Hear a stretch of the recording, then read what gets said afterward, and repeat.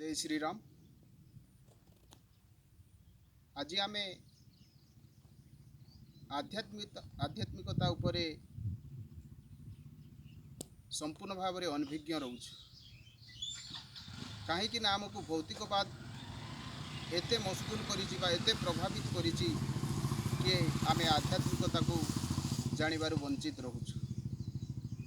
तार मुख्य कारण हूँ आम भितर अज्ञान अभाव आलस्य अन्याय एगुड़ाक हावी रही। तेणु अज्ञान अभाव आलस्य अन्याय को दूरीभूत करने को आमको यही देवदुर्लभ मनुष्य शरीर संपूर्ण फायदा उठाइबा पड़े।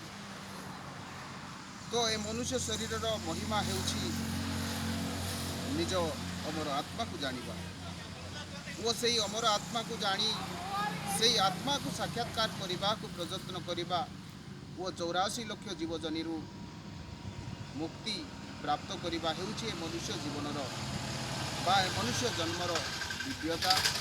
तेणु आम आज आध्यात्मिकतार अनुभव को प्राप्त करने जीवन और जन्मर जो मुख्य उद्देश्य से उद्देश्य हूँ 3टी सूत्र।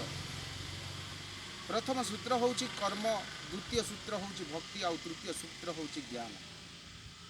जेते बेले आमे यही कर्म करिबा ए शरीर निर्वाह पाई जो कर्म करिबा सेई कर्म आमे जदि संग सहित होई कर्म करूचु ताहा हेले सेई कर्म आम पाई भोगरे परिणत होउछि। जदि आमे कर्म करिबा निसंगता भावरे कर्म करिबा ताहा हेले सेई कर्म योग होई आमको परम शांति प्रदान करुछि।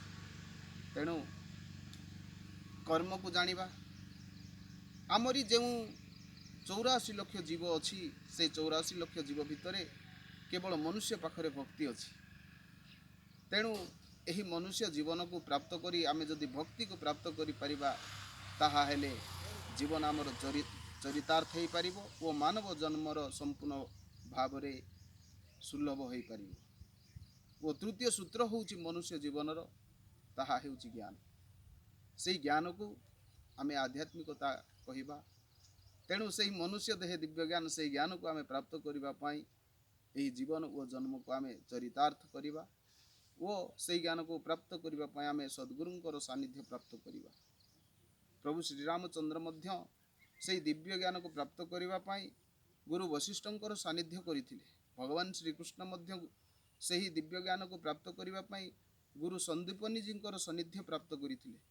गुरु रामकृष्ण परमहंस मध्य से दिव्य ज्ञान को प्राप्त करने तोतापुरी गुरुंकर सानिध्य करथिले। स्वामी विवेकानंद मध्य से ही आध्यात्मिक ज्ञान को प्राप्त करने रामकृष्ण परमहंसंकर सानिध्य प्राप्त करथिले। एहीपरि आमरी भारत वर्षरे जेते मध्य सिद्ध साधु सन्थ होइछन्ति समस्ते गुरु सानिध्य प्राप्त करी आध्यात्म ज्ञान को उपलब्धि करि पारिछन्ति।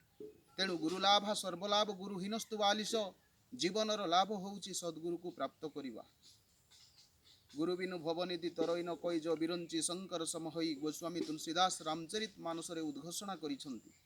आमे एही भव संसार को तरिबा पई आमको जीवन रे सद्गुरुंकर सानिध्य करिबा को पड़िबो वो जीवन वो जन्म को आमको सार्थक करिबा को पड़िबो। तेणु यही जीवन रे आमे आध्यात्मिकता को अनुभव करी जीवनर जो 2टी मांग प्रथम मांग होउछि सुख द्वितीय मांग होउछि शांति। तेणु जीवन रे आमे से सुख को और शांति को अनुभव करि परिबा जते बेले आमे आध्यात्मिकता को अनुभव करि परिबा। तेणु आजिर लाइव कार्यक्रम रे आमे जहाँ किछि मानव जीवन को चरितार्थ करने जो आध्यात्मिक संदेश देचु से संदेश भितर जदि कौन अथवा त्रुटि शब्द विगलित हो समस्त विज्ञजन त्रुटि मार्जना करी कार्यक्रम को आगक देवाई आमको सत्प्रेरणा देव। एति कही विराम ने जय श्री राम जय श्री राम जय श्री राम जय श्री राम।